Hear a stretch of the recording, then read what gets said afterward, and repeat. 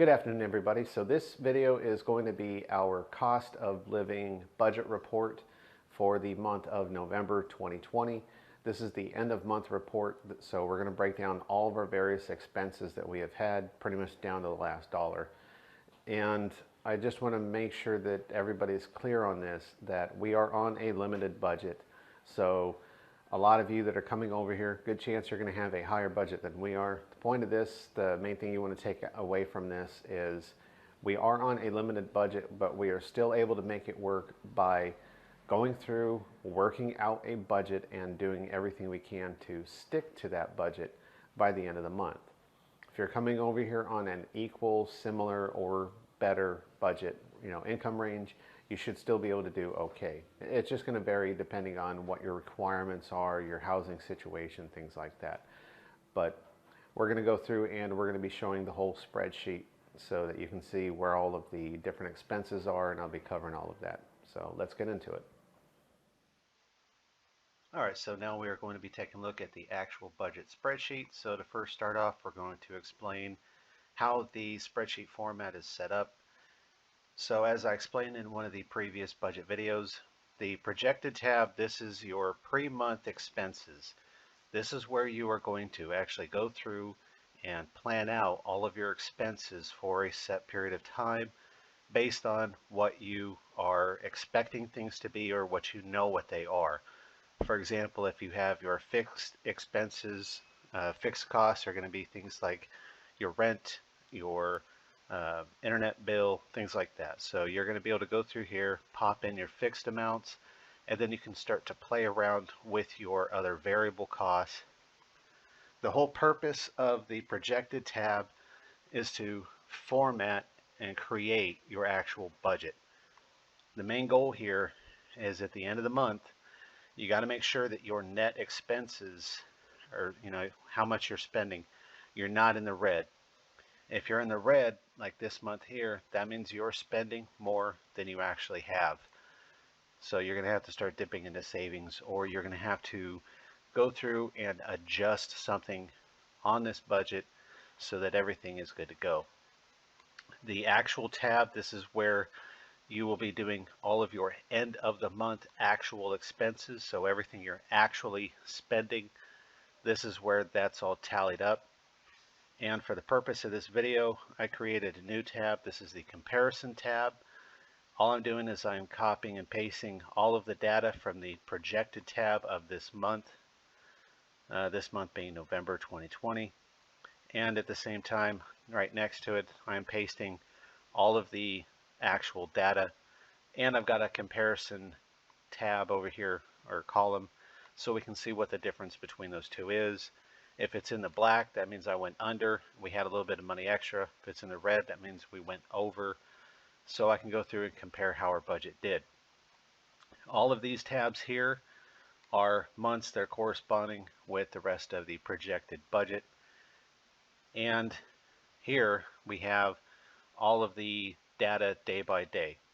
Now what I've done is I've actually created this thing here blank, and I've got a copy of it up there so you guys can download it if you need to use it. But we keep a copy of this that we've printed out multiple copies, and every month, every day that we have an expense, we'll write down the day and go through and tally up all of the different expenses, so that way at the end of the month we aren't adding anything up on the paper version. We're just taking all of that data, copying it into this version where it will calculate everything so we don't make any mistakes or errors. And then all of the tabs here, those values, we will then pop that data into their corresponding sections on the actual budget. So to go ahead and take a look at everything, we're just going to go ahead and look at the comparison tab. That's going to give you the best idea of what our budget looks like. So my VA disability income at 50% rating, I make $893.43 per month tax-free. That is currently my sole income. And right now the exchange rate has hovered somewhere around 48 down to 47.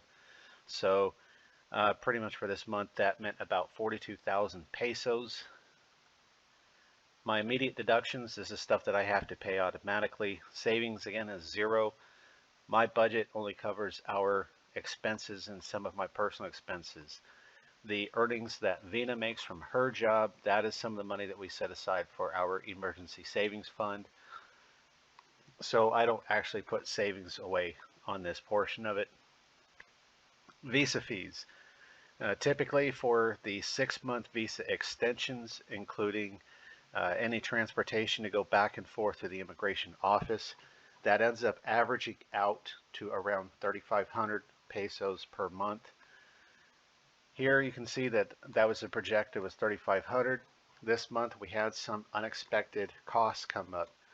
I had to be able to pull that money from somewhere, and since it's going to still be a few months before we go back down to immigration, I just basically took the money out of that. What that's going to mean is later on in the future, one of the other months down the road, I'm going to have to put extra money in to cover the loss. So that way I still have enough to get my visa taken care of when it's time to go and get the extension renewed.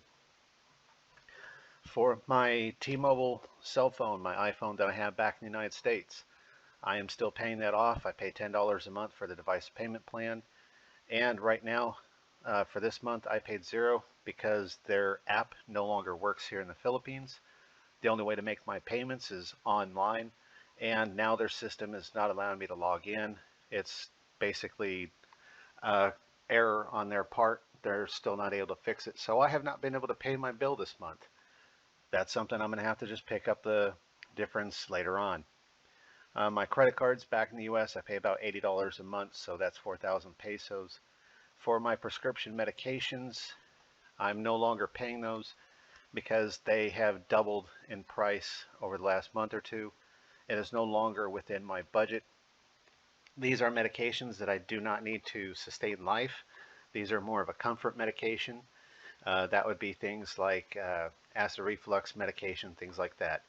So for right now, I'm just not going to be buying them. I'm going to be relying on things like Tums, antacids, and stuff to keep the acid reflux in check. I still have plenty of my ibuprofen and other VA prescription medication. I have a little bit of that left, so I'm going to eventually just have to pick up some other ones later, something else. Software subscriptions, I have like my Adobe Cloud where I have the Photoshop, so I have to pay subscriptions to that, and a few other software subscriptions online. So typically it's about 2,000 per month. This time, because it's end of the year, one of them had a special renewal requirement, so that went over. So it actually ended up being 2,600 instead of the 2,000. For the loan, I have a loan back in the US that I'm still paying the interest off on it. That was a loan I had to get my tickets. Long story, I did a video on that. But I'm paying about $26 per month.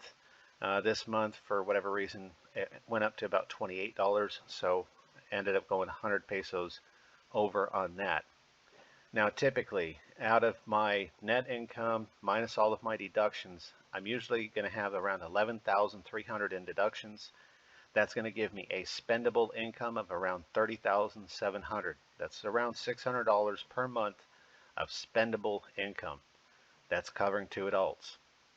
Because of some unexpected expenses that came up and I had to take a little bit of funding out of some other stuff, my total deductions ended up only being about 8,000, which gave us around 34,000 spendable income. So now we get into the actual expenses. Our rent is fixed, 6,000 per month, or 120 US dollars per month. Our power bill, we expected it to be around 3,000, and it came out to about 2,500.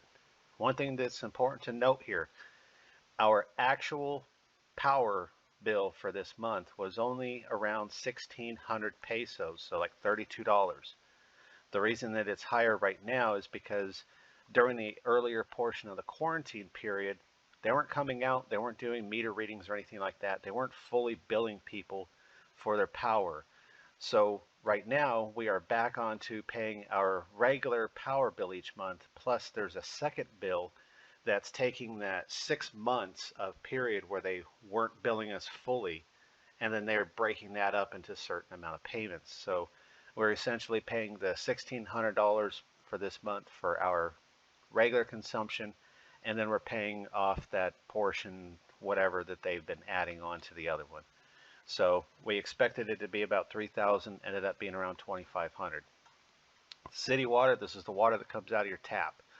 This is the water you're going to be using to wash your dishes, take your showers, brush your teeth, anything like that, doing cleaning up around the house. We expected it around 400, came out to 339, so we came a little bit over, came out a little bit ahead, sorry. Our LPG, our propane tank for our gas burner. When we originally got it, we were told it was going to be about 700 pesos to have the tank refilled, and here it is. 9 months later, we're finally having to go in and get it refilled. So it cost us only 600 instead of the 700, so we came out a little bit ahead there. Purified water, this is the water we actually get, water jugs that are purified water. This is your drinking water, your cooking water. We estimate around 150 because each month it's usually around that. This month we just, for whatever reason, weren't using as much. We only had to pay 90 pesos or about $1.80 for our water. So we came out a little bit ahead. Our internet, basically we have a 16.99 or 1,700 peso per month internet service. We just finished paying off the last of the installation payment plans. So when we first got the internet installed through this new company a few months ago, they have an installation fee that was split up into certain payments and added to a regular bill. So we paid $20.33 for that bill, and now we're completely done with that portion of the payment plan. So starting next month, it just goes to the $16.99 per month. But we ended up being a little bit off of what we had calculated, so that went off. Food, typically we have it set up for 7,000 pesos per month, which is $140 per month for all of our food type groceries. We ended up going quite a bit over this month, and part of that is because we went out and bought a bunch of condiments, so things like ketchup, cooking oils, spices, sugar, things like that we usually only have to go and refill every couple months. One of the other things is we had some cleaning up that needed to be done here at the house after the typhoons hit, and she was able to get some of her family members to come over and help us out with that. Here in the Philippines, when you have family and friends over as guests, it's just courtesy to feed everybody while they're here, if they're going to be here a little while. They came over, we were outside for a couple hours cleaning up and doing a lot of their work. So some of the food that we had in our house that was supposed to be for planned meals, dinner and such, we used that to feed them. So we had to go out and pretty much spend a little bit of extra money to recover some of that food. Plus we did have a little bit of food spoilage in our fridge. After the typhoon came through, it knocked our power out for a few days. The food in our fridge thawed out, so we did lose a little bit there. So mostly though, this was due to extra condiments and stuff that we ended up purchasing. That's why we went a little bit over. Dine out. This is normally what we would have for ordering food out for delivery, or if we have to run somewhere and we just want to stop and grab something to eat. Again, because there was a period there where we did not have power, we did not have water, we were not able to cook anything, we couldn't wash dishes, we couldn't do any of that, so we had to order food a couple of times more than we would have liked. That ended up costing us a little bit extra there. Groceries, these are all of your expendable grocery items, consumables such as toilet paper, paper towels, laundry soap, dish soap, cleaning supplies like sponges, anything that's a consumable. I typically give us 3,000 per month to cover those expenses. This month we only spent a little over 1,500, so about half of our budget on that. That gave us a little bit extra. Pest control, we have a monthly contract for the year for pest control. Every month they come out, they spray, they bait, they do everything that keeps all of the ants and stuff out of the house. Laundry, typically we're doing laundry a few times, and that runs us around 900 pesos per month.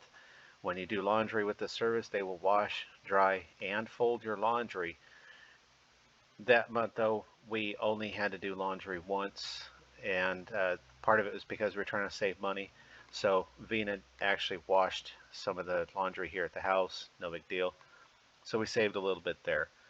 Cell phone, I don't really go out much. I usually will add the 350 plan of load onto my phone that covers it for 30 days.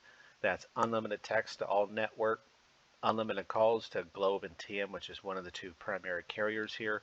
And then you get a little bit of data. So if we're going to be going out somewhere away from the house and we're going to be out for a couple hours, we think that we might need the phone to make or receive calls, text messages, anything like that, message our family. It's nice to have that load, but because we didn't go out that much, didn't need it. Here at the house, we have our Wi-Fi, so we don't need load here at the house. So we didn't spend any money on the load last month. Gym fees, that's something that until the quarantine and everything is over with, not going to be able to go and get the gym, but it's on a budget just because I plan to do it eventually. Same thing with motorcycle payments, gasoline, insurance.